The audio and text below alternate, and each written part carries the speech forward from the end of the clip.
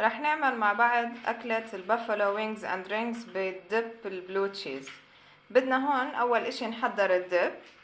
عنا 70 جرام بلو تشيز، معلقتين كبار ثيك كريمة الأكل، و3 معالق كبار لبن، ومعلقتين كبار مايونيز. هلأ رح نخلط كل هاي المكونات على البلندر.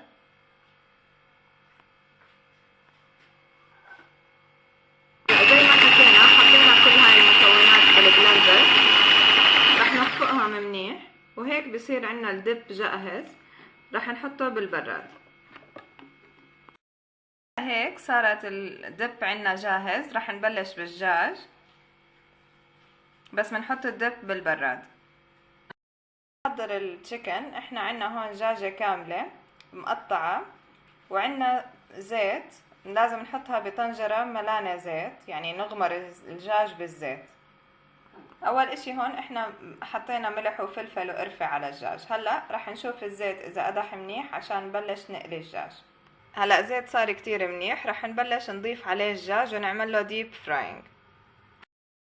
الدجاج ينقلي رح نحضر البافالو صوص، اللي هو بدنا 8 معالق كبار هوت صوص، وبدنا معلقتين كبار زبدة.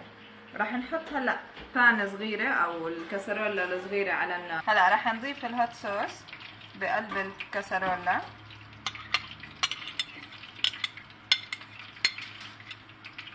نستنى عليه شوي صغيرة عبين ما يحمى. هلا ما رح نضيف كل كمية الزبدة، رح نضيف نصها وندوب نحرك فيها عشان تذوب مع الصوص. هون ضفنا كل كمية الزبدة وقلبناهم منيح. نستناها بس تذوب، بيكون هيك الدجاج انقلى. هلا الدجاج هيك صار مقلي حاضر. رح نحط الصوص التشيلي اللي عملناه مع بعض فوق الدجاج.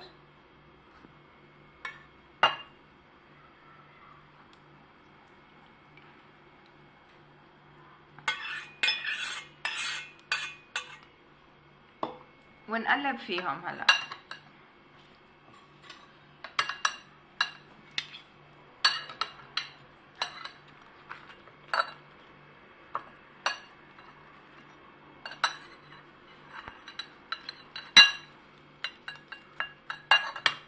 لازم نتأكد انه كل الجوانب تبع الدجاج صارت شاربة هذا الصوص او مشربة بهذا الصوص.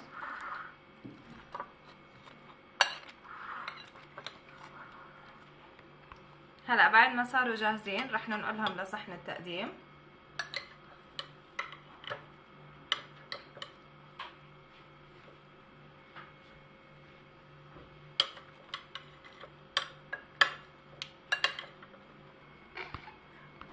هلا هيك صارت الأكلة جاهزة عنا. إن شاء الله تحبوا الوصفة بعد ما تجربوها. صحتين وعافية. لا تنسوا تعملوا لنا لايك وسبسكرايب.